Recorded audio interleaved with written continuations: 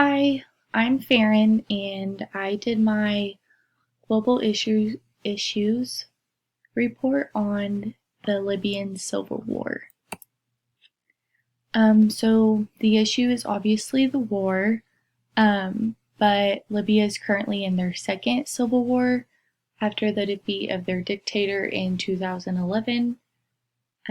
Attempts have been made for Libya to become a democratic state, but none of those attempts have been successful. Libya is currently split under two different military parties, and they're both fighting for complete power over all of Libya. Background: Libya is an oil-rich country in North Africa that is considered to be a part of the Middle East region. Libya became its own country in 1951, and it was separated by three different regional governments that were under one official or federal government, kind of like ours with the states and how we have the federal government, but a little bit different. This lasted about 10 years until the country fell under one dictator, Muammar Gaddafi. I don't know how to pronounce that.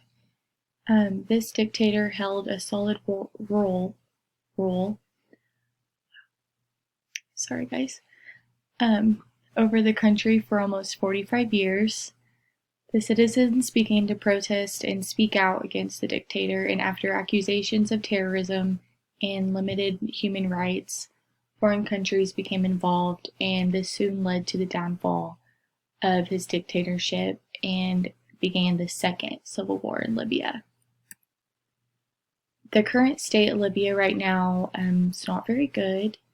There's still a civil war. I don't know if I'm gonna learn how to say that during this presentation. It's had a devastating effect on the country and its citizens. Many of the citizens have joined a side and been wounded or killed in the process of fighting, while citizens not necessarily aligned with either side have been killed in the crossfire. But citizens also face a threat of being killed or harmed if they show their disbelief in single side or speak the wrong opinion. There's also barely food in this region, just because one of the parties limited the oil production in the country, costing it $4 billion, I think.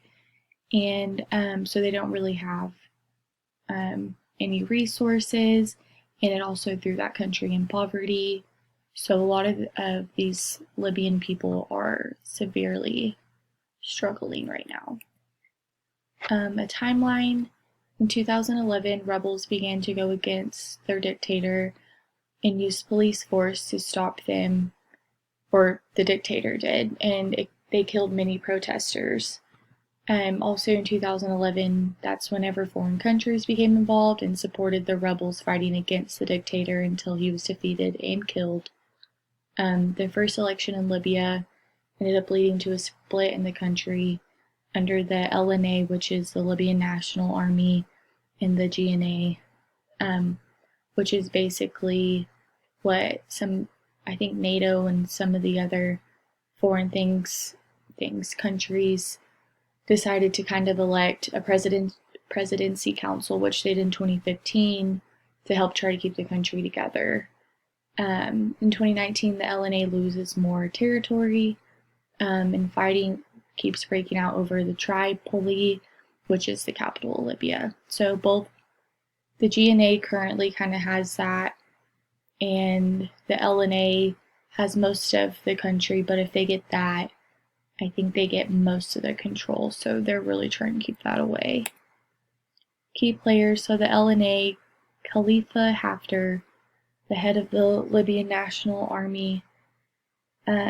So Egypt, France, and the United Arab Emirates, I can't say that, and Russia, they all support that side.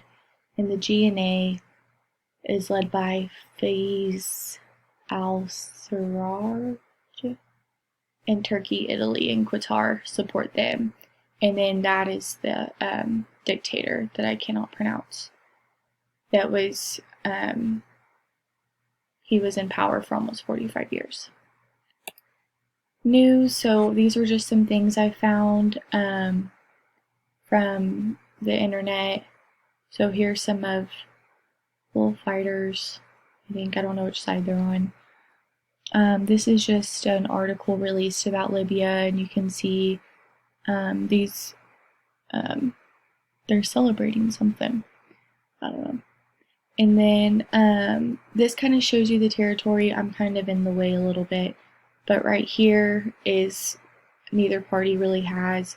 All of this color is what the LNA has, and then right here, this is what the GNA, the land that they have, and then that's where the capital is that everyone's trying to get.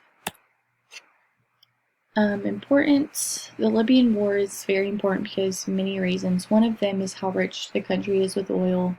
It's a big economic motivator for many countries to want power and influence over. The civil war has also caused many Libyan deaths. Many people have risked their lives to fight for what they believed in. There are also many Libyans fleeing the country for safety, which also impacts the bordering countries as well, as just these citizens are just trying to leave and find better homes. And that's it. The Libyan war is still not ended. It's almost been going on for a decade. And there's currently no solution to end this war, so I don't know how long it could possibly go. Both parties are very strong, but also very weak, so neither one of them can really defeat each other, so it's just kind of a constant battle and a lot of deaths for both sides.